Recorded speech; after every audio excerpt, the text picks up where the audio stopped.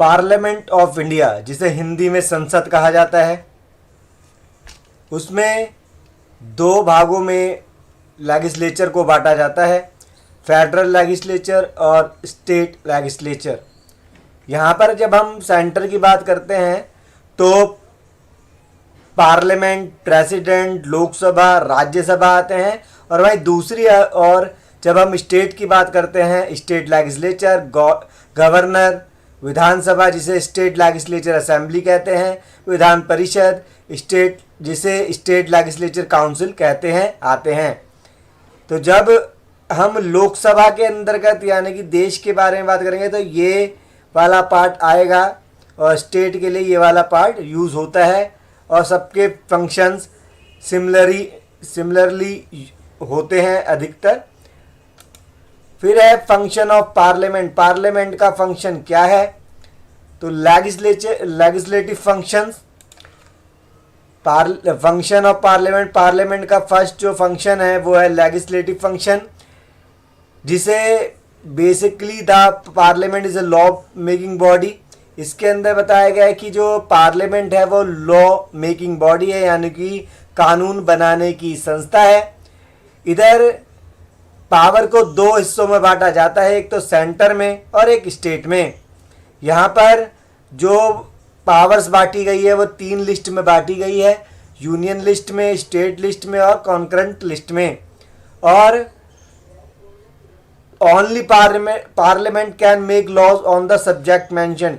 सिर्फ पार्लियामेंट ही लॉ बना सकती है, जिसमें से कि जो कि यूनियन लिस्ट के लिए है, और यूनियन लिस्ट में 97 सब्जेक्ट को शामिल किया जाता है। तो पार्लियामेंट ही कानून बनाती है यूनियन लिस्ट के लिए, जिसमें 97 सब्जेक्ट को शामिल किया जाता है। साथ ही साथ state legislature, the parliament is empowered to make laws on the concurrent list. एक तो स्टेट लेजिस्लेचर और साथ ही साथ पार्लियामेंट, यानी कि स्टेट और सेंटर दोनों मिलकर कॉन्करेंट लिस्ट पे कानून बनाते हैं। तो यूनियन लिस्ट में कानून बनाया जाता है सेंटर द्वारा, स्टेट लिस्ट में कानून बनाया जाता है स्टेट द्वारा, और कॉन्करेंट लिस्ट में स्टेट और सेंटर दोनों ही कानून बना सकते हैं। अगर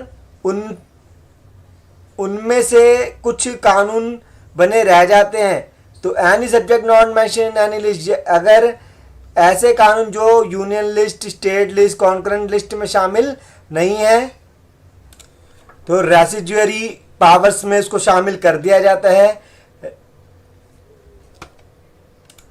और रेसिड्यूअरी पावर के अंदर पार्लियामेंट ही कानून बनाती है। Thus the law making power of the parliament is very wide. It covers the union list and concurrent list, and in certain circumstances even the state list also. तो आपने देखा यहाँ पर कि लेजिस्लेटिव काउंसिल के अंदर 3 लिस्ट बताई गई आपको, union list, state list, concurrent list. Union में कानून बनाते हैं सेंटर, स्टेट में कानून बनाता है स्टेट, कॉन्करेंट लिस्ट में कानून बनाता है दोनों के दोनों, स्टेट और सेंटर। और जो बच जाते हैं, जो इन लिस्ट में शामिल नहीं होते हैं, जो कि रेसिड्यूअरी पावर्स होती है या लिस्ट में शामिल कर दिया जाता है उनको, इसको हिंदी में अपशिष्ट विषय कहते हैं, उस पर कानून पार्लियामेंट बनाता है। नेक्स्ट है executive functions. The member of parliament can ask question and supplementary question regarding any matter connected with the affair of the central government. तो जो member of parliament है किसी भी क्वेश्चन पूछ सकते हैं, वो सप्लीमेंट्री क्वेश्चंस पूछ सकते हैं जो कि regarding any matter connected with the affair of central government. तो ये पार्लियामेंट, मेंबर ऑफ पार्लियामेंट जो होते हैं, एमपी होते हैं, क्वेश्चंस पूछ सकते हैं जो कि जुड़े होते हैं अफेयर और या सेंट्रल गवर्नमेंट के अफेयर से जुड़े होते हैं। The first hour of every day of parliament relates to question hour. जब फर्स्ट आवर बीत जाता है तो ये रिलेट्स करता है क्वेश्चन आवर को, जहाँ पर क्वेश्चन पूछे जाते हैं एमपी द्वारा। Which the ministers have answer the question raise by the member, जो कि मिनिस्टर्स को आंसर देने ही होते हैं मेंबर ऑफ पार्लियामेंट को, जो मेंबर ऑफ पार्लियामेंट मिनिस्टर से क्वेश्चंस पूछते हैं। If the member are not satisfied with the government answer then they may demand separate discussion on the subject. अगर जो मेंबर्स हैं वो सेटिस्फाइड नहीं होते हैं गवर्नमेंट के आंसर से, यानी कि जो एमपी हैं वो खुश नहीं होते हैं, सेटिस्फाइड नहीं होते हैं जो गवर्नमेंट ने आंसर दिया है उससे, तो वो डिमांड कर सकते हैं एक सेपरेट डिस्कशन की उस सब्जेक्ट पर। The parliament also exercise control over the executive, जो पार्लियामेंट है एक्सरसाइज करती है, कंट्रोल करती है किस पर, executive, through several motions. For example calling attention notice और अर्जेंट मोशन, तो यानी कि वो नोटिस भी दे सकती है और स्थगित भी कर सकती है किसी भी मोशन को। Lok Sabha can express it lack of confidence in the executive of disapproving budget और मनी बिल और even an ordinary bill. Lok Sabha lack of confidence दिखा सकती है, डिसअप्रूव कर सकती है बजट को, मनी बिल को या ऑर्डिनरी बिल को, होते हैं एग्जीक्यूटिव फंक्शंस। नेक्स्ट है financial function. The parliament perform important financial function, जो पार्लियामेंट है इम्पॉर्टेंट फाइनेंशियल फंक्शंस को बताती है। It is the custodian of the public money, it controls the entire purpose of central government, no money can be spent. और इनका जो control होता है एंटायर परस्यू पे होता है सेंट्रल गवर्नमेंट के, no money can be spent without its approval, तो बिना किसी अप्रूवल के बजट अप्रूव नहीं किया जा सकता है और कोई भी जो पैसा है वो खर्च नहीं किया जा सकता है। जो फाइनेंशियल फंक्शंस के अंदर पार्लियामेंट के पास इतनी पावर नहीं है कि वो बिना किसी अप्रूवल के उसमें से पैसा यूज़ कर सके। तो आपने द फाइनेंशियल फंक्शन में जाना कि बिना किसी पार्लियामेंट के बिना कोई भी धनराशि यूज़ नहीं की जा सकती है, पैसा खर्च नहीं किया जा सकता है। फिर है the electoral functions.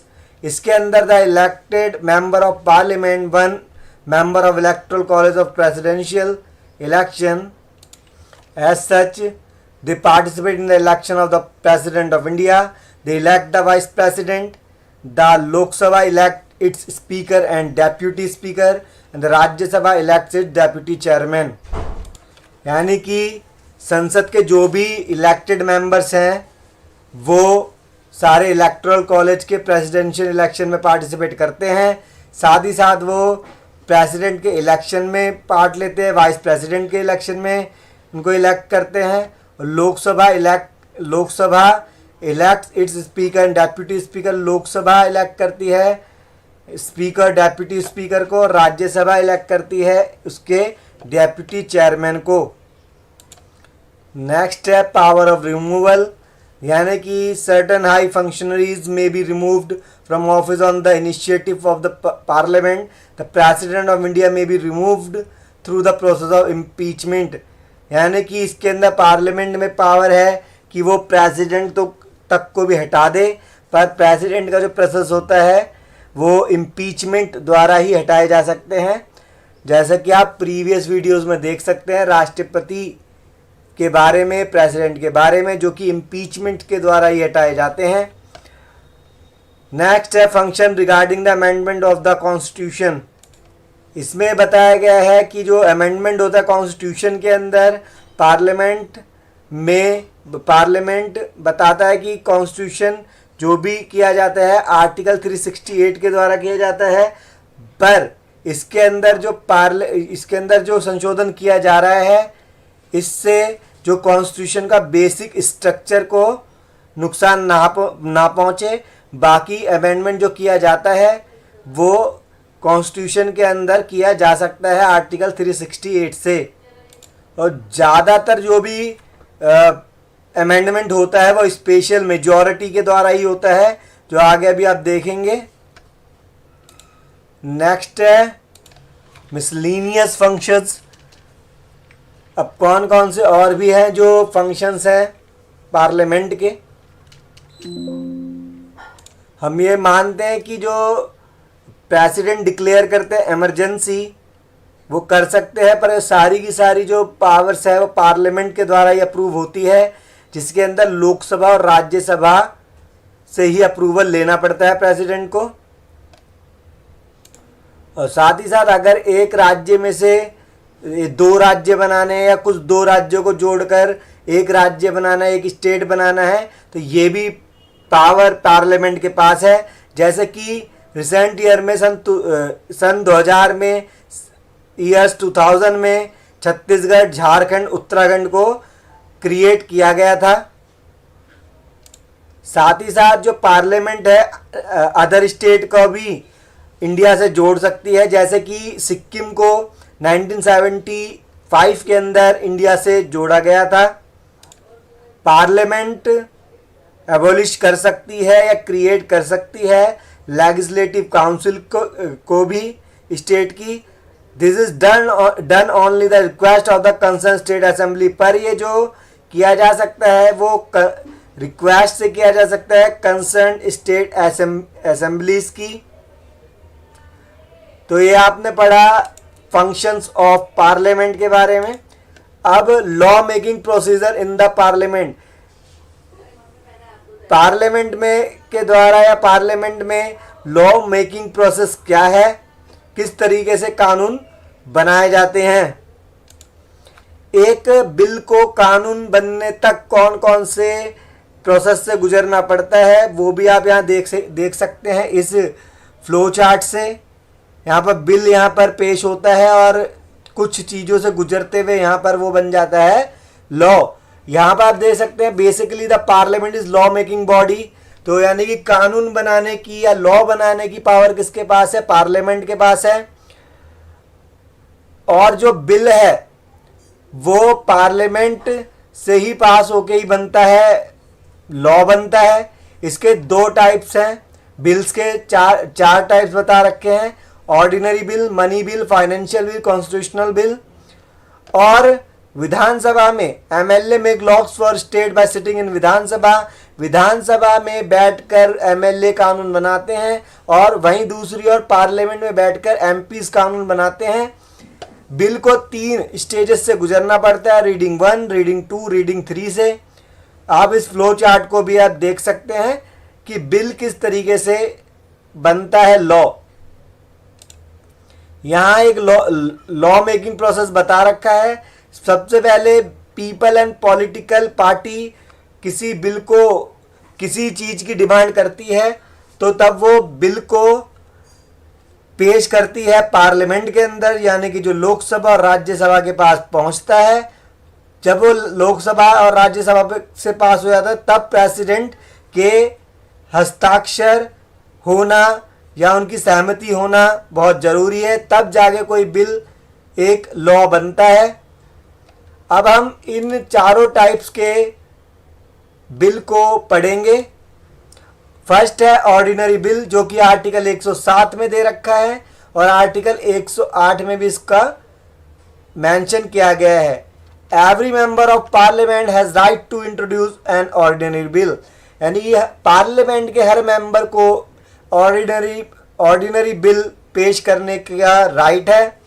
Ordinary bill introduce होता है किसी भी हाउस में, चाहे वो लोकसभा हो चाहे वो राज्यसभा हो।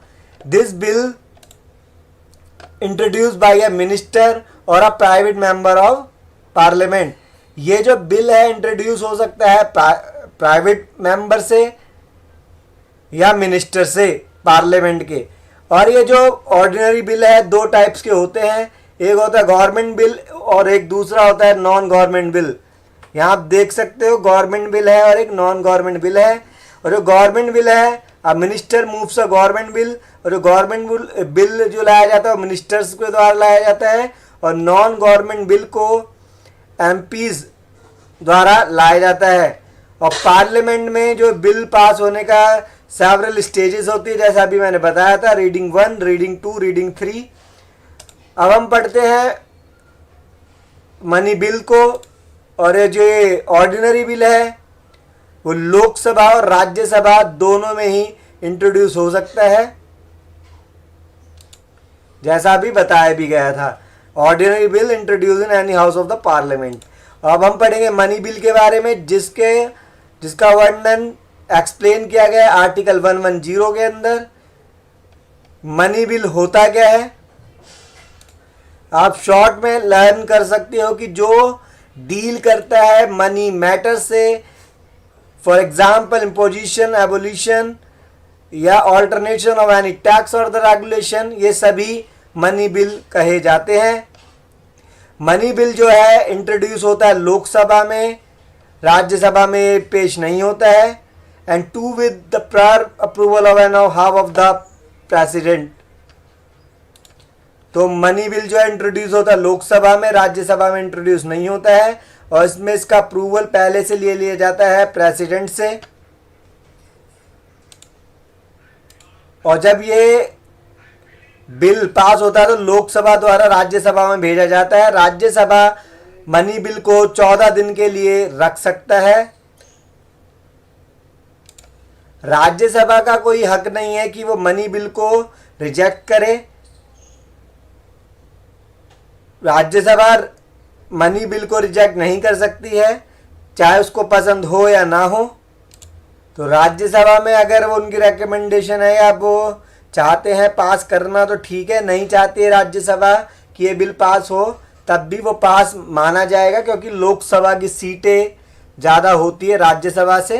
तो यानी कि लोकसभा अगर चाहता है तो बिल वो पास जरूर होता है, और उसके बाद में प्रेसिडेंट के साइन उसमें होते हैं।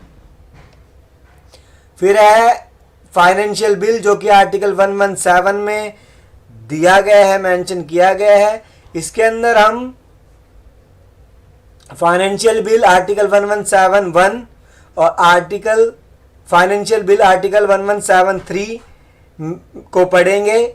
ये इसमें ही मेंशन किया गया। फाइनेंशियल बिल 1171 में क्या बताया गया है, it defines as a bill that contains matter not only related to article 110, यानी कि जो मनी बिल पे जो ऐसे मैटर जो मनी बिल में नहीं आते वो आर्टिकल 1171 के अंदर पेश किए गए हैं, शो किए गए हैं। और आर्टिकल 1173 इसके अंदर भी जो मनी बिल के अंदर इंक्लूड नहीं होते वो ही बिल को शामिल किया जाता है।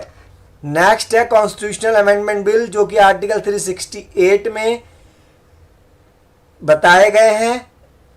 इसमें बताया गया है कि जो power of parliament to amend the constitution and its procedure, article 368 बताता है कि पार्लियामेंट के पास पावर है कि कॉन्स्टिट्यूशन के में अमेंड करे, उसकी पावर में मतलब उसके प्रोसीजर के अंदर अमेंड कर सकती है पार्लियामेंट आर्टिकल 368 के द्वारा। कॉन्स्टिट्यूशन के किसी भी हिस्से को अब पास या उसको संशोधित या अमेंड किया जा सकता है आर्टिकल 368 द्वारा, पर एक शर्त रखी गई है, इससे बेसिक स्ट्रक्चर को नुकसान नहीं होना चाहिए। This was ruled by supreme court in the Kesavananda Bharati case. इस केस को भी आप रीड कर सकते हैं, केशवानंद भारती केस 1973, ताकि और अच्छे से आप कॉन्स्टिट्यूशनल अमेंडमेंट बिल को समझ सकें। तो हमने पढ़ा इसके अंदर कॉन्स्टिट्यूशनल अमेंडमेंट बिल के अंदर पार्लियामेंट के पास एक पावर आ जाती है कि वो संविधान के, कॉन्स्टिट्यूशन के किसी भी प्रोसीजर को अमेंड कर सकती है। और कौन कौन से तरीकों से कर सकती है, कितने टाइप्स है, इसमें सिंपल मेजॉरिटी है, स्पेशल मेजॉरिटी है, और special majority plus consent of states आते हैं। सिंपल मेजॉरिटी के अंदर क्या होता है, सिंपल मेजॉरिटी को 368 आर्टिकल से अलग रखा गया है, यानी कि इसके अंदर आर्टिकल 368 यानी कि 368 आर्टिकल के अंदर सिंपल मेजॉरिटी को नहीं डाला गया है। और सिंपल मेजॉरिटी से पास होने के लिए, संशोधन करने के लिए इसमें कोरम होना चाहिए। कोरम का मतलब 10% लोकसभा या राज्यसभा के मेंबर्स होने ही चाहिए। और सिंपल मेजॉरिटी का मतलब क्या होता है, अंडर आर्टिकल 368(2) में के द्वारा parliament can amend constitution by passing a bill with a special majority. तो कॉन्स्टिट्यूशन में अगर कोई संशोधन करना है तो भी आर्टिकल 368 के द्वारा सिंपल मेजॉरिटी से इसको पास किया जा सकता है, जिसके अंदर हम देख सकते हैं fundamental rights and directive principle of state policy को भी स्पेशल मेजॉरिटी से ही संशोधित किया गया या अमेंड किया जा सकता है। इसके अंदर जो सीटें होनी चाहिए, जैसा कि मैंने आपको बताया, सिंपल मेजॉरिटी के अंदर 10% लोकसभा और राज्यसभा की सीट होना चाहिए, पर सिंपल स्पेशल मेजॉरिटी के अंदर लोकसभा या राज्यसभा के 50% प्लस में 1 मेंबर होना जरूरी है। जैसे कि सपोज करो कि लोकसभा की सीटें 543 है, अगर ये फुल सीटें हैं तो 50% प्लस में 1 का रूल लगेगा। अगर पूरी की पूरी सीट फुल नहीं होती है तब स्पेशल मेजॉरिटी द्वारा अमेंड किया जाएगा, 2/3 मेजॉरिटी होनी चाहिए। और जो भी मेंबर लोकसभा के अंदर है, चाहे वो 500 हो या 540 हो, यानी कि अगर वो पूरे मेंबर ना हो तो जितने भी मेंबर शामिल हैं लोकसभा के अंदर या वो जो वोट कर रहे हैं उनके 2/3 मेजॉरिटी से स्पेशल मेजॉरिटी द्वारा अमेंड किया जाता है। नेक्स्ट है by a special majority of parliament with the ratification by half of the total states, या इसको आप कह सकते हो special majority of parliament and consent of states, यानी कि इसके अंदर स्पेशल मेजॉरिटी तो होनी ही चाहिए, साथ में कंसेंट भी होना चाहिए स्टेट्स का, तब जाके इसमें अमेंड किया जा सकता है। इसमें क्या होता है कि स्पेशल मेजॉरिटी को अब सपोर्ट करे half of the state legislature, यानी कि विधानमंडल के सदस्य स्पेशल मेजॉरिटी को सपोर्ट करें। साथ ही साथ state legislature will support with simple majority, और स्टेट लेजिस्लेचर करेगा सपोर्ट सिंपल मेजॉरिटी द्वारा। President elected by this process, और प्रेसिडेंट तक भी इस स्पेशल मेजॉरिटी प्लस में कंसेंट ऑफ स्टेट द्वारा चुने जाते हैं। साथ ही साथ सेवंथ सूची में 7th शेड्यूल हो गया या पावर का डिस्ट्रीब्यूशन हो गया सेंटर स्टेट में, सुप्रीम कोर्ट हाई कोर्ट के अंदर अमेंड किया गया, वो भी स्पेशल मेजॉरिटी प्लस में कंसेंट ऑफ स्टेट्स के द्वारा ही अमेंड किया जाता है। नेक्स्ट है द बजट, जो कि आर्टिकल 112 के अंदर बताया गया है। बजट क्या होता है, एनुअल फाइनेंशियल स्टेटमेंट होता है। इसके अंदर 2 तरीके के पार्ट होते हैं, रेलवे बजट और जनरल बजट। रेलवे बजट को रेलवे मिनिस्टर द्वारा प्रेजेंट किया जाता है, वहीं दूसरी और जनरल बजट को फाइनेंशियल मिनिस्टर द्वारा प्रेजेंट किया जाता है। जैसे कि आपने पढ़ लिया है फाइनेंशियल बिल के अंदर क्या क्या होता है, taxation proposal of the government होता है।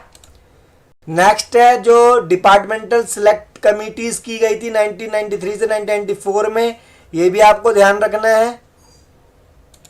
जो लोकसभा है सेटअप करती है कमिटीज को, मेजर मिनिस्टर्स की और डिपार्टमेंट्स ऑफ यूनियन गवर्नमेंट की, और ये जो कमिटीज है जब अपना रिकमेंडेशन दे देती है तब वो लोकसभा को ये भेज देती है, और जब बजट के ऊपर बातचीत हो जाती है तब लोकसभा को इसकी को 3 वीक्स तक पोस्टपोन कर दिया जाता है। और लोकसभा और Rajya Sabha can take place only 1/10 of the total membership of the house is present which is called quorum. Lok Sabha और राज्यसभा तभी आ सकते हैं, मतलब मीटिंग कर सकते हैं अपने, जब कोरम होता है। कोरम का मतलब ये होता है जब लोकसभा के 10% या राज्यसभा के 10% मेंबर शामिल हो। तो ये था कोरम और पार्लियामेंट्स के बारे में आपने पढ़ा। अगर आपको ये वीडियो पसंद आई है तो इस वीडियो को लाइक शेयर करना ना भूलें। टॉपिक है राज्यसभा काउंसिल ऑफ स्टेट्स। यानी कि राज्यसभा को काउंसिल ऑफ स्टेट्स के नाम से भी जाना जाता है। जो राज्यसभा की जो ओरिजिन है वो क्या है, इसकी जो ओरिजिन हुई मॉन्टेग्यू चैम्सफोर्ड से हुई, जबकि जो रिपोर्ट आई थी उनकी 1918 के अंदर। ये आपको पता होना चाहिए। The upper house of the parliament, Rajya Sabha जिसे हम काउंसिल ऑफ स्टेट्स के नाम से भी जानते हैं, वॉज कॉन्स्टिट्यूट ऑन 3 अप्रैल 1952, जो कि कॉन्स्टिट्यूट हो गई थी 3 अप्रैल 1952 में, और उसका जो फर्स्ट सेशन है 13 अप्रैल 1952 में हुआ था। Since then, it has contributed to the welfare and progress of the country in many ways. जब से लेकर अब तक क्या करती है, कंट्रीब्यूट करती है वेलफेयर में, प्रोग्रेस के अंदर, कंट्री के अंदर। ठीक है, किसके ऊपर ज़्यादा कंट्रीब्यूट करती है राज्यसभा? वेलफेयर और प्रोग्रेस के ऊपर कंट्री में, अलग अलग वेज से, अलग अलग रास्तों से, तरीकों से। राज्यसभा का मेंबर बनने के लिए कौन कौन सी क्वालिफिकेशन होनी चाहिए, जो कि आप स्क्रीन पे देख सकते हैं कि कोई भी सिटीज़न जो कि इंडिया का हो, यानी कि सिटीज़न ऑफ इंडिया हो, 30 साल तक उम्र उसकी पूरी हो चुकी हो, should process around mental health, यानी कि कोई ऐसी मेंटल हेल्थ उसकी ख़राब ना हो, और यानी कि ठीक हो, किसी गवर्नमेंट की पोस्ट पे हो ना जहाँ से उसको इनकम हो रही हो, और ना ही उस पर कोई क्रिमिनल एक्टिविटी या क्रिमिनल केस लगा हो। तो ये सारी क्वालिफिकेशन होनी चाहिए राज्यसभा का मेंबर बनने के लिए। यहाँ पर हम देख सकते हैं पार्लियामेंट में 3 खंड दे रखे हैं, प्रेसिडेंट, राज्यसभा, लोकसभा। यहाँ से आप इजीली देख सकते हैं प्रेसिडेंट के लिए बनने के लिए 35 एज चाहिए होती है, और राज्यसभा के लिए 30 एज चाहिए होती है, और लोकसभा के लिए 25 एज चाहिए होती है। या कॉम्पोजिशन ऑफ द पार्लियामेंट, जिसका जिक्र किया जाता है आर्टिकल 79 के अंदर, यानी कि पार्लियामेंट के बारे में आर्टिकल 79 के अंदर दे रखा है। पार्लियामेंट के, जैसा कि अभी हमने पढ़ा, 3 टाइप्स हैं। टाइप्स नहीं, इसके अंदर जो अंग हैं, कौन कौन आता है पार्लियामेंट में? President of India, Lok Sabha, Rajya Sabha. जो पार्लियामेंट में कौन कौन से 2 हाउस होते हैं? राज्यसभा और लोकसभा। राज्यसभा को अपर हाउस कहते हैं, और ये रिप्रेजेंट करता है स्टेट्स को, इंडिया की स्टेट्स को रिप्रेजेंट करता है। लोकसभा को लोअर हाउस के नाम से जानते हैं, और इसको पॉपुलर हाउस भी कहा जाता है, क्योंकि it represent the people of India. ये तो स्टेट्स को रिप्रेजेंट कर रहा है राज्यसभा, और ये पीपल को रिप्रेजेंट कर रहा है Lok Sabha. The president is an integral part of the parliament. ये इंटीग्रल पार्ट है प्रेसिडेंट पार्लियामेंट का, ये मेंबर नहीं होता है इन दोनों में से किसी भी हाउस का। आपको ये ध्यान में रखना है कि जो प्रेसिडेंट होता है वो तो ना तो वो लोकसभा का मेंबर होता है, ना ही वो राज्यसभा का मेंबर होता है। यहाँ पर हम देखेंगे कॉम्पोजिशन ऑफ राज्यसभा, जो कि आर्टिकल 80 में इसके बारे में लिखा गया है। राज्यसभा को अपर हाउस कहा जाता है पार्लियामेंट का, और ये परमानेंट बॉडी है, जो कि हम देखेंगे बाद में कि किस तरीके से परमानेंट बॉडी है, और उसको डिसॉल्व नहीं किया जा सकता है, इसको भंग नहीं किया जा सकता है। यानी कि राज्यसभा कभी भी भंग नहीं होती है। क्यों होती है, अब ये क्यों नहीं होती है हम आगे देखेंगे। The member of the Rajya Sabha can not exceed 250, यानी कि राज्यसभा के मेंबर की जो मेंबर्स की जो संख्या है वो 250 से ज़्यादा नहीं होती है। और इसके अंदर प्रेसिडेंट 12 मेंबर्स को नॉमिनेट करता है on the basis of their excellence in literature, science, art, social service and the rest are the elected. तो ये 12 मेंबर को बेसिस ऑफ देयर एक्सीलेंस पे, जो कि literature, science, art, social service etcetera होते हैं, उस पर प्रेसिडेंट नॉमिनेट करता है 12 मेंबर को।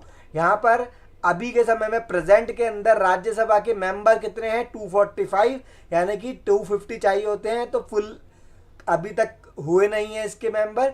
तो अभी जो प्रेजेंट में राज्यसभा के मेंबर की संख्या वो कितनी है? 245।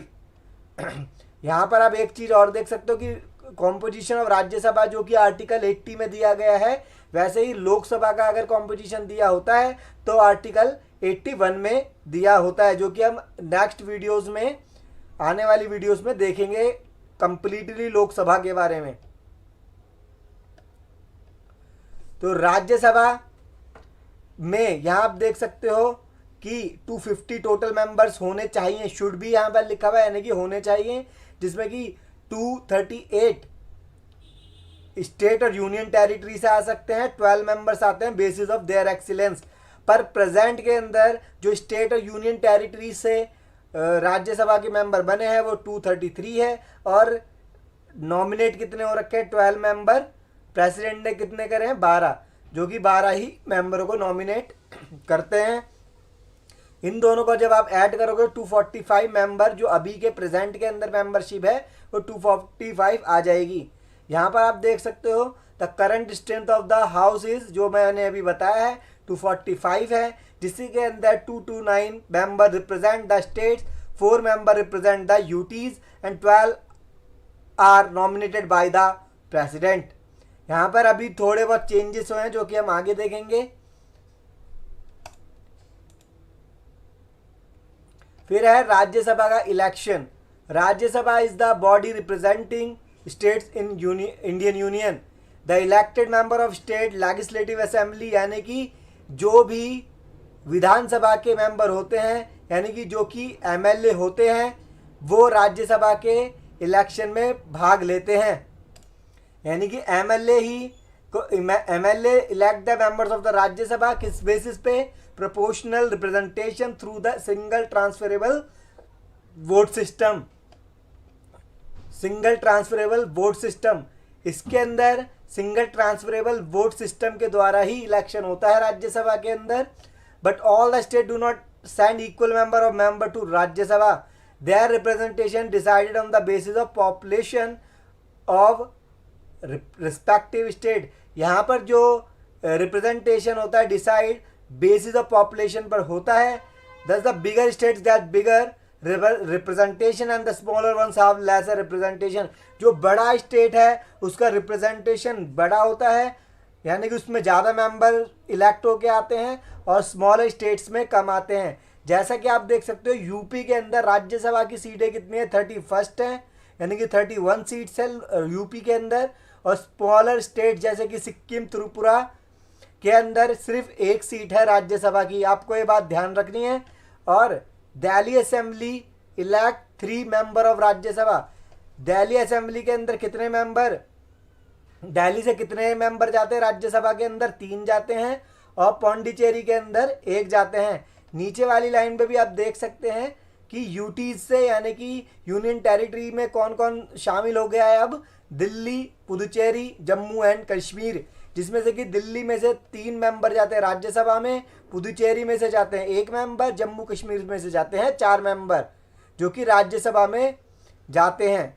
और other don't have enough population, और यूनियन टेरिटरीज में इतनी पॉपुलेशन नहीं है कि यहाँ पर जा सके राज्यसभा के मेंबर बनने के लिए।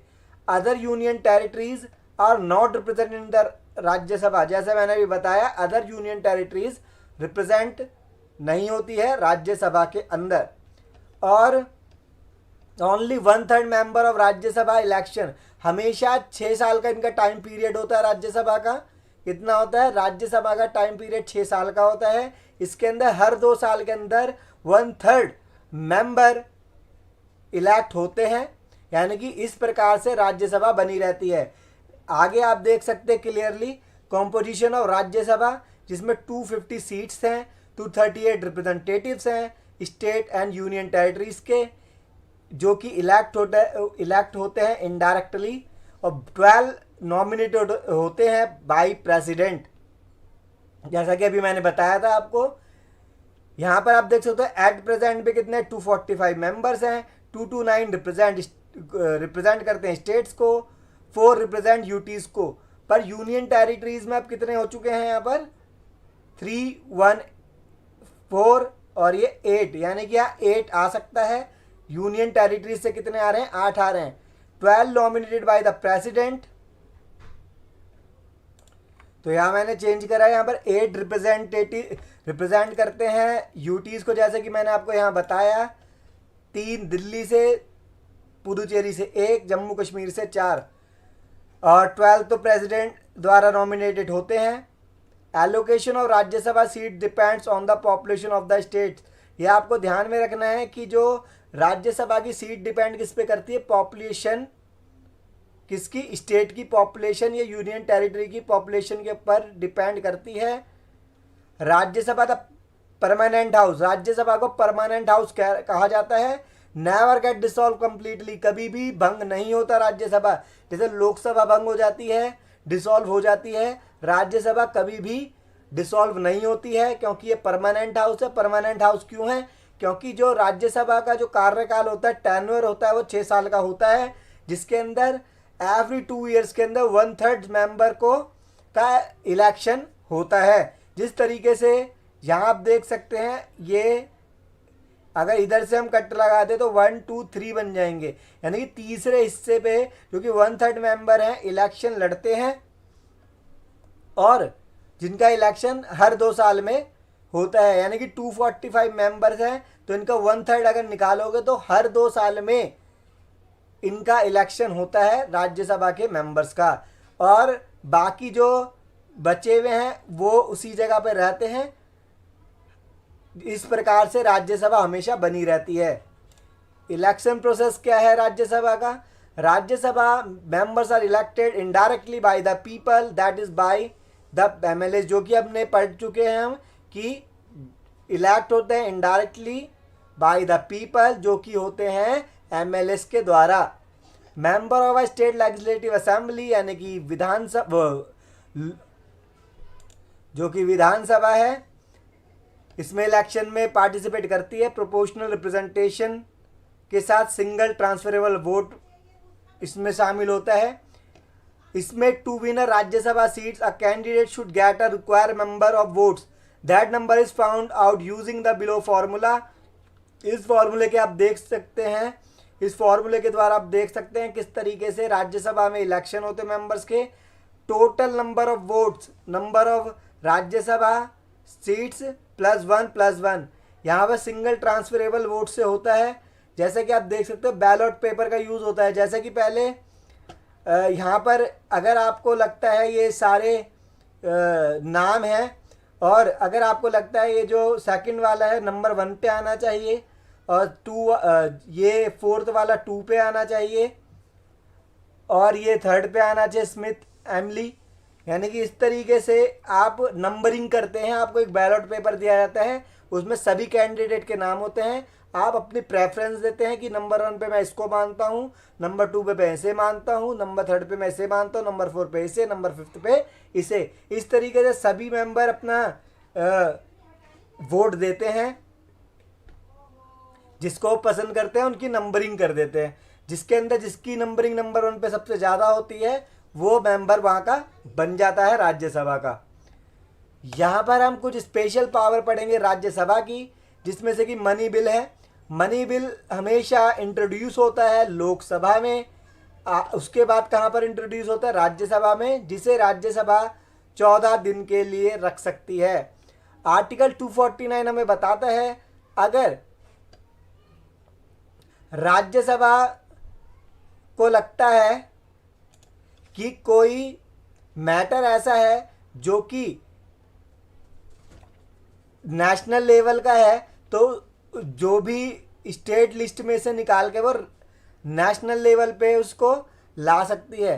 ठीक है, 249 के अंदर अगर आर्टिकल के तहत अगर राज्यसभा को लगता है कोई भी मैटर जो कि स्टेट लिस्ट के अंदर है वो राष्ट्रीय महत्व का है, यानी कि नेशनल लेवल का है, नेशनल इम्पोर्टेंस रखता है नेशनल में, तो वो स्टेट लिस्ट से निकाल कर नेशनल लेवल पे यानी नेशनल उसमें उसको लगा सकते हैं। राष्ट्रीय स्तर पे सेंट्रल लिस्ट पे, सेंट्रल लिस्ट के अंदर उसको डाल सकते हैं। जैसा कि हमने पढ़ा था सेंट्रल लिस्ट होती है, स्टेट लिस्ट होती है, वैसे ही स्टेट लिस्ट के किसी भी मुद्दे को सेंट्रल लिस्ट में डाल दिया जाएगा अगर राज्यसभा को लगता है कि वो जो मैटर जो कि स्टेट लिस्ट में है वो सेंट्रल लिस्ट में होना चाहिए। यानी कि सेंट्रल लिस्ट का मतलब यूनियन लिस्ट, एक होती है यूनियन लिस्ट, स्टेट लिस्ट होती है। तो जो कि मैंने आपको बता दिया है आर्टिकल 249 के अंदर अगर राज्यसभा को ये लगता है कि कोई भी जो मैटर है जो कि स्टेट लिस्ट के अंदर शामिल है और राज्यसभा को लगता है जो स्टेट लिस्ट के अंदर शामिल मैटर है वो यूनियन लिस्ट में होना चाहिए, तो उसको 2/3 मेजॉरिटी से पास करके रेजोल्यूशन करके उसमें उसको यूनियन लिस्ट में डाला जा सकता है। आर्टिकल 312 आर्टिकल 312 राज्यसभा को ऑल इंडिया सर्विसेज की पावर देता है, यानी कि the parliament is allowed to create an all India services common to the union and the state if Rajya Sabha pass requisite resolution. तो ये सारा जो ऑल इंडिया सर्विसेज की जो पावर है वो भी आर्टिकल 312 के तहत राज्यसभा के अंदर आती है। और प्रेसिडेंट को जो हटाया जाता है वो भी vice president can be introduce only in Rajya Sabha. Vice president को इंट्रोड्यूस कहाँ करा जाता है? राज्यसभा के अंदर। उसके बाद इसको इंट्रोड्यूस बाद में करा जाएगा लोकसभा के अंदर। तो ये स्पेशल पावर थी राज्यसभा की और ये हमारा राज्यसभा का टॉपिक यहाँ कंप्लीट होता है। इस वीडियो को लाइक शेयर करना ना भूलें। Lok Sabha the house of the people article 81, यानी कि लोकसभा को the house of the people कहा जाता है और इसका जो वर्णन है वो आर्टिकल 81 में किया गया है। इसको लोअर हाउस भी कहते हैं, फर्स्ट चैम्बर या पॉपुलर हाउस भी कहते हैं, जो कि रिप्रेजेंट करता है पीपल ऑफ इंडिया को। लोकसभा जो है वो परमानेंट बॉडी नहीं है, ये इलेक्टेड होती है directly by the people on the basis of universal adult franchise. Universal adult franchise का मतलब होता है 18 ईयर्स या उससे ऊपर उम्र के लोगों को वोट देने का अधिकार इसमें होता है लोकसभा में। इसको पॉपुलर हाउस या लोअर हाउस भी कहते हैं।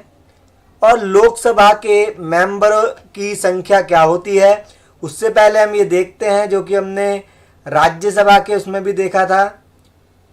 पार्लियामेंट ऑफ इंडिया के 3 पार्ट होते हैं, president of India, Lok Sabha, Rajya Sabha. Lok Sabha का जो वर्णन आर्टिकल 81 में किया गया है और यहाँ आप देख सकते हैं the maximum permissible membership of Lok Sabha is 550, यानी कि 530 होती है लोकसभा के मेंबर की संख्या। इसमें से 530 यानी कि 530 डायरेक्टली इलेक्ट होते हैं स्टेट से और 20 मेंबर इलेक्ट होते हैं यूनियन टेरिटरीज से।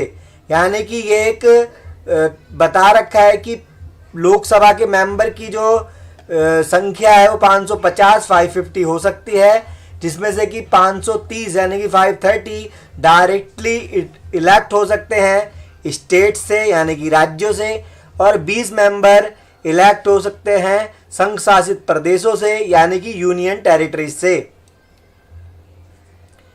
यहां देख सकते हैं आप कि प्रेसिडेंट को लोकसभा के अंदर 2 एंग्लो इंडियन चुनने का अधिकार था मैं इसलिए बोल रहा हूं क्योंकि पहले 2 एंग्लो इंडियन को प्रेसिडेंट चुना करते थे, जो कि 1952 से 1920 तक ही चला, जो कि जिसका वर्णन किया गया था आर्टिकल 331 में। आर्टिकल 331 331 के तहत प्रेसिडेंट लोकसभा में 2020 तक 2 एंग्लो इंडियन को चुना करते थे, जो कि अब चेंज हो चुका है। Community if she feels that the state head community is not adequately represented in the house, तो आप यहाँ देख सकते हैं कि आर्टिकल 331 के तहत सन 2020 तक प्रेसिडेंट 2 एंग्लो इंडियन को चुना करते थे। अब आप आगे देखेंगे कि लोक अभी की सिचुएशन क्या है। यहां से आप देख सकते हैं लोकसभा में जो मेंबर्स की संख्या होनी चाहिए थी पहले 530 + 20, जो कि 530 आते थे स्टेट से, 20 आते थे यूनियन टेरिटरीज से और 2 एंग्लो इंडियन को प्रेसिडेंट इलेक्ट करते थे, चुनते थे लोकसभा में। जब 552 यानी कि 552 सीटें हो जाया करती थी। सिंस 2020 तक इसमें से जो स्टेट से मेंबर तो पूरे आ ही जाते थे जो कि 530 थे, पर जो यूनियन टेरिटरीज से मेंबर 20 आने होते थे वो 13 ही आ पाते थे, और प्लस में 2 एंग्लो इंडियन। तब सन 2020 के अंदर लोकसभा के मेंबरों की संख्या 545 थी, यानी 545। आज भी अगर देखा जाए तो स्टेट से 530 मेंबर आते हैं और यूनियन टेरिटरीज से 13 और 2 एंग्लो इंडियन हट चुके हैं। इसलिए अब सन 2023 में यानी कि सन 2020 के बाद लोकसभा में मेंबर्स की संख्या 543 हो चुकी है, जिसमें एंग्लो इंडियन को इंक्लूड नहीं किया जाता है। ठीक है, तो आपको ये याद रखना है, प्रेजेंट में लोकसभा के मेंबर में एंग्लो इंडियन को इंक्लूड नहीं किया जाता है। और कुछ बातें यहाँ आप देख सकते हैं, आर्टिकल संशोधन अमेंडमेंट 104 इंडियन कॉन्स्टिट्यूशन 20 में लोकसभा में एससी और एसटी की सीटों को 70 से 80 साल बढ़ाया गया। इसको और अच्छे से पढ़ते हैं यहाँ पर कि seat reserve for SC and ST in Lok Sabha में एससी और एसटी की सीटों को आरक्षित किया गया है, रिजर्व किया गया है, जिसमें लोकसभा में एससी के सीटें जो हैं वो 84 हैं और एसटी यानी कि शेड्यूल ट्राइब की सीटें 47 हैं। यानी कि जो भी 543 सीट्स लोकसभा के अंदर है उसके अंदर 84 सीटें एससी की है और 47 सीटें एसटी की है, यानी कि शेड्यूल ट्राइब की, जो कि जिसका वर्णन आर्टिकल 330 यानी कि 330 में मिलता है। अमेंडमेंट कब हुआ आप यहां देख सकते हैं इनकी सीटों के लिए। Article 334 of the constitution मेंडेड the seat reservation and in 1960। तो यहां पर आप देख सकते हैं कि रिजर्वेशन 1960 तक 1960 तक बढ़ा इनके लिए कि इनकी सीटों में कमी ना की जाए।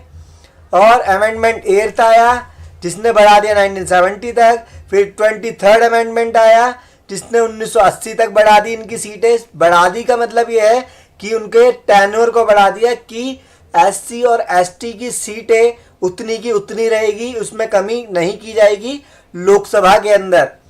और फिर आता है 45th अमेंडमेंट, फिर 62, 79, 95, 104। यहाँ देख सकते हैं कब कौन कौन सा 45 आया था 1990 में, 62 आया था 2000 में, 79 2010 में, 95 2020 में, और जो कि 104 था वो 2030 तक बढ़ चुका है, जिसके जरिए लोकसभा में सीटों की संख्या एससी के लिए 84 और एसटी के लिए 47 तक रहेगी। कौन से सन तक? सन 2030 तक, 2030 तक, 2030 तक। तो आपने जाना कि रिजर्वेशन एससी एसटी का लोकसभा की सीटों में कितना है। इनके आर्टिकल्स को आपको लर्न रखना है, याद रखना है। और यहां पर जो रिप्रेजेंटेशन होता है लोकसभा का, जो भी मेंबर चुनकर आते हैं वो बेस्ड होते हैं पॉपुलेशन पर। जैसे कि यूपी की जो पॉपुलेशन है वो हाई, बहुत ज़्यादा पॉपुलेशन है, तो वहाँ पर 79 to 80 मेंबर यूपी से चुनकर आते हैं लोकसभा के अंदर। वाइल स्मॉलर स्टेट जैसे कि मिजोरम, नागालैंड, सिक्किम, यहाँ पर एक एक मेंबर ही वहाँ जा पाता है लोकसभा के अंदर, अपनी सीट बना पाता है क्योंकि वहाँ की जनसंख्या कम है। वैसे ही दिल्ली में से 7 मेंबर रिप्रेजेंट करते हैं लोकसभा में। अब हम पढ़ते हैं कि लोकसभा के मेंबर बनने में क्या योग्यताएं, क्वालिफिकेशन होनी चाहिए। अब जो भी मेंबर हैं जो कि लोकसभा के मेंबर को चुनते हैं, उनकी एज 18 ईयर्स या उससे ज़्यादा होनी चाहिए जो कि लोकसभा मेंबर को चुने। और लोकसभा मेंबर यानी कि वो जब कैंडिडेट बनेगा लोकसभा का, उसकी उम्र कितनी होनी चाहिए? तो 25 ईयर्स वो पूरे कर चुका हो और किसी प्रॉफिट के पोस्ट पे ना हो, यानी कोई गवर्नमेंट जॉब ना लेता हो, और अगर SC ST से है तो वो भी अपनी सीटों को देख सकता है कि कितनी रिजर्व की गई है। तो ये है क्वालिफिकेशंस मेंबर बनने की लोकसभा के, यानी कि मेंबर ऑफ पार्लियामेंट। अब इनका टेन्योर क्या होता है? The normal term of Lok Sabha, वैसे 5 ईयर्स का इनका कार्यकाल होता है, 5 साल तक इनको चुना जाता है, जिसमें से कि president on the advice of council of minister may dissolve it before the expiry of 5 years. और अगर जब तक लोकसभा भंग ना हो तब तक प्रधानमंत्री अपनी पोस्ट पे रहता है, और प्रेसिडेंट अगर चाहता है तो काउंसिल ऑफ मिनिस्टर्स के एडवाइस पर लोकसभा को भंग कर सकता है, डिसॉल्व कर सकता है। जो कि लोकसभा जो भंग होती है वह आर्टिकल 85 के तहत इसका जिक्र किया गया है, यानी कि लोकसभा भंग, लोकसभा डिसॉल्व कौन से आर्टिकल के तहत होती है? आर्टिकल 85 के तहत, जो कि प्रेसिडेंट काउंसिल ऑफ मिनिस्टर की एडवाइस पर कर सकते हैं डिसॉल्व। यानी कि 5 साल पूरे होने से पहले ही लोकसभा से को भंग किया जा सकता है अगर प्रेसिडेंट को लगता है तो। In this case national emergency article 352 83(2) के तहत इसमें अगर लोकसभा का जो कार्यकाल है 1 साल बढ़ाया जाता है, जैसे कि 5 साल के बाद एक कोई कार्यकाल बढ़ाना तो 1 साल और बढ़ जाएगा। सपोज करो कि 1980 से बढ़ा तो 1981 हो जाएगा, फिर 1982 हो जाएगा, यानी कि 1 साल तक बढ़ता रहेगा लोकसभा का कार्यकाल नेशनल इमरजेंसी में, जो कि आर्टिकल 352 और 83(2) के तहत लगाई जाती है। अगर यह इमरजेंसी खत्म हो जाती है तो इसको 6 महीने के अंदर अंदर इस इमरजेंसी को बंद करना होगा। ये 6 महीने से ज्यादा इसको नहीं बढ़ा सकते हैं। On several occasion Lok Sabha dissolve prior to the end of its term, और बहुत सारे ओकेजन पे लोकसभा को पहले ही उसके टर्म पूरे होने से पहले ही खत्म कर दिया जाता है, यानी कि डिसॉल्व या भंग कर दिया जाता है। अब जो कई बार लोकसभा जो कब पहले ही 5 साल से पहले कब भंग हुई है या डिसॉल्व कब हुई है वो आप यहाँ देख सकते हैं। जब 12वीं लोकसभा थी 1998 में, तब डिसॉल्व हो गई थी वो लोकसभा 1999 में, जो जिसमें बीजेपी की सरकार थी और प्राइम मिनिस्टर थे अटल बिहारी वाजपेयी।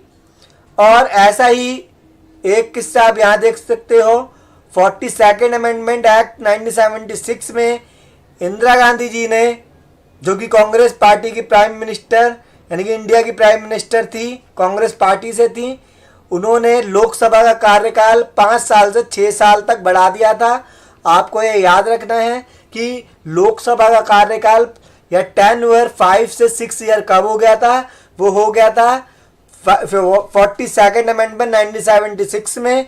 और तब बाद में आती है जनता पार्टी की सरकार यानी कि मोरारजी देसाई की सरकार, जो कि 44th अमेंडमेंट को ले आती है 1978 में, और दोबारा से लोकसभा का टेन्योर रिस्टोर कर लिया जाता है, यानी कि फिर से वो 5 साल का कार्यकाल या टेन्योर स्टार्ट हो जाता है। तो आपको बात याद रखनी है, 42nd अमेंडमेंट में जो कि 1976 में हुआ था, लोकसभा का कार्यकाल 5 से 6 साल बढ़ गया था। बाद में आती है जनता गवर्नमेंट, मोरारजी देसाई की सरकार, जो कि 44 अमेंडमेंट एक्ट 1978 में लोकसभा को दोबारा से रिस्टोर इसमें कर लिया जाता है।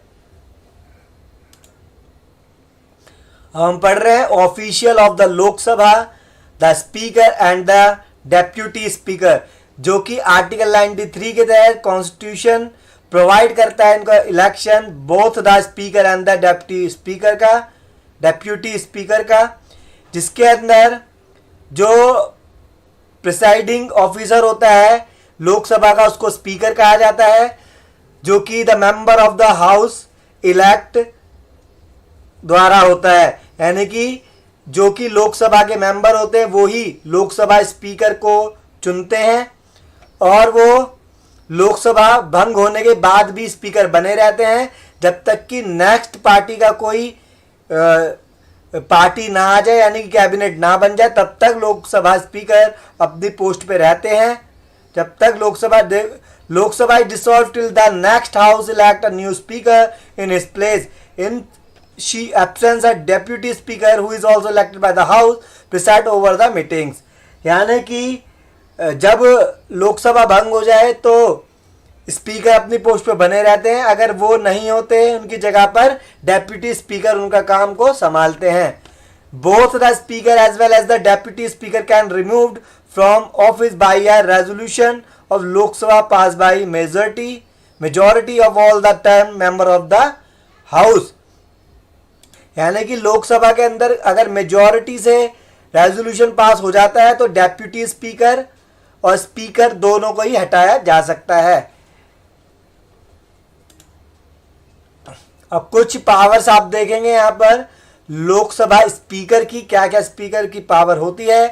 The basic function of the speaker is to preside over the house and the conduct the meeting of the house in orderly manner. और जो हाउस के अंदर, पार्लियामेंट के अंदर जो भी मीटिंग को कंडक्ट कराया जाता है वो लोकसभा स्पीकर द्वारा कराया जाता है। All the bills, report, motion, resolutions introduce कराए जाते हैं स्पीकर की परमिशन पर। और decision, all his her decision, all parliamentary matter are final. जो भी पार्लियामेंट के अंदर जो भी डिसीजन लिए जाते हैं मैटर पर वो फाइनल होते हैं लोकसभा स्पीकर द्वारा। She also rules on the points of the order raised by the member and her decision is final। जो भी अगर डिसीजन होता है वहां पर तो लोकसभा स्पीकर का डिसीजन फाइनल माना जाता है। लोकसभा स्पीकर ही जो लोकसभा मेंबर के राइट्स की रक्षा करता है, साथ ही साथ वो लोकसभा के मेंबर्स को डिस्क्वालीफाइड भी कर सकता है अगर उनको लगता है। He she also accept the resignation of member. वो रेजिग्नेशन लेते हैं मेंबर का और डिसाइड करते हैं उनके बारे में कि ये जेन्युइन रिजाइन कर रहे हैं या नहीं कर रहे हैं, जेन्युइन रिजाइन। साथ ही साथ in case of joint sitting और Lok Sabha and Rajya Sabha the speaker presides over the meeting. और जॉइंट सिटिंग को भी लोकसभा स्पीकर द्वारा प्रिसाइड किया जाता है। यहाँ पर कुछ इंपॉर्टेंट ऑब्जेक्टिव्स को हम देखेंगे। Who decide whether a bill is a money bill? कौन डिसाइड करता है कि जो बिल है वो मनी बिल है। आर्टिकल 110 में 110 में मनी बिल के बारे में पता चलता है, यानी कि जिक्र किया गया है आर्टिकल 110 में मनी बिल के बारे में। जो कि बिल को मनी बिल घोषित कौन करता है? लोकसभा स्पीकर। जॉइंट सिटिंग जो कि आर्टिकल 108 के तहत होती है उसको भी प्रिसाइड करता है लोकसभा स्पीकर। और अर्जन ऑफ सिटिंग, यानी कि अर्जन कौन करता है इसको? सस्पेंड मीटिंग को कौन करता है? अगर मीटिंग के अंदर 1/10 लोकसभा के मेंबर नहीं आते हैं तब इसको अर्जन कर दिया जाता है।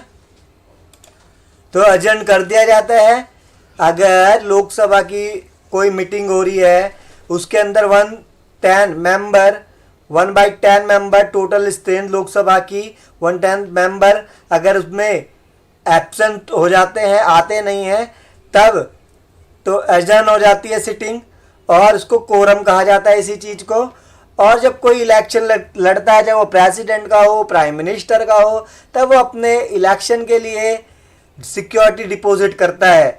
अगर कोई भी कैंडिडेट जो कि 1/6 सीटें नहीं ला पाता है तो उसके द्वारा जमा कराई गई सिक्योरिटी डिपॉजिट को वापस नहीं किया जाता है। अगर वो 1/6 सीट ले आता है तो उसकी सिक्योरिटी डिपॉजिट को वापस कर दिया जाता है। नेक्स्ट है ओपोजिशन पार्टी। अगर कोई एक पार्टी रूलिंग पार्टी में आ जाती है तो दूसरी पार्टी जो ओपोजिशन पार्टी है, अगर वो 55 सीटें नहीं ला पाती है लोकसभा के अंदर, तब उसको अपोजिशन पार्टी का खिताब नहीं मिलता है या उसको नहीं बनाया जाता अपोजिशन पार्टी के का मतलब नहीं घोषित किया जाता है। ठीक है, तो अपोजिशन पार्टी अगर लोकसभा की सीटों में 55 सीट नहीं ला पाती है तो उसको अपोजिशन पार्टी नहीं बोला जाता है। ये स्टार्ट हुआ था अपोजिशन पार्टी का क्राइटेरिया 1977 से। इफ लोकसभा और Rajya Sabha member not come in parliament, अगर लोकसभा या राज्यसभा के मेंबर 60 दिनों तक पार्लियामेंट के अंदर आते नहीं हैं तो उनको रिमूव कर दिया जाएगा मेंबर से। तो ये कुछ इंपॉर्टेंट ऑब्जेक्टिव्स थे, इनको लर्न करना आपके लिए बहुत इंपॉर्टेंट है। अब रिमूवल ऑफ स्पीकर, अगर ये पूछा जाए कि लोकसभा स्पीकर अपना रेजिग्नेशन किसको देते हैं या डेप्यूटी स्पीकर अपना रेजिग्नेशन किसको देते हैं, तो ये आपस में एक दूसरे को रेजिग्नेशन देते हैं, रिजाइन देते हैं। लोकसभा स्पीकर रिजाइन देते हैं डेप्यूटी स्पीकर को, डेप्यूटी स्पीकर रिजाइन देते हैं लोकसभा स्पीकर को। तो आप इस फ्लो चार्ट इससे आप देख सकते हैं डायग्राम से क्या बताया गया है। तो एक दूसरे को ही ये रिजाइन देते हैं। फिर है how Lok Sabha member are elected, किस तरीके से लोकसभा मेंबर को इलेक्ट किया जाता है। एक तो इनका डायरेक्ट इलेक्शन प्रोसेस होता है जिसमें आपको बताया था इसमें जो वोट देता है वो 18 ईयर्स है उससे ऊपर उम्र का होना चाहिए, वही वोट दे सकता है। इसके अंदर यूनिवर्सल एडल्ट सफरेज का यूज होता है, वही जो मैंने आपको बताया डायरेक्ट इलेक्शन तो होगा ही, साथ ही साथ 18+ सिटीजन को ही इसमें वोट देने का राइट होता है। और नेक्स्ट है first pass the post voting, इसके अंदर first pass the post voting को ही इंपॉर्टेंस दिया जाता है। इसका मतलब यह है कोई भी एक कैंडिडेट अगर एक भी वोट आगे आ जाता है तो उसको ही विजयी घोषित कर दिया जाता है, उसको ही जीता हुआ मान लिया जाता है कि वही जीता है, चाहे वो एक वोट से क्यों ना जीता हो। तो आपने इस वीडियो में पढ़ा लोकसभा के बारे में। अगर आपको ये वीडियो पसंद आई है तो इस वीडियो को लाइक शेयर करना ना भूलें।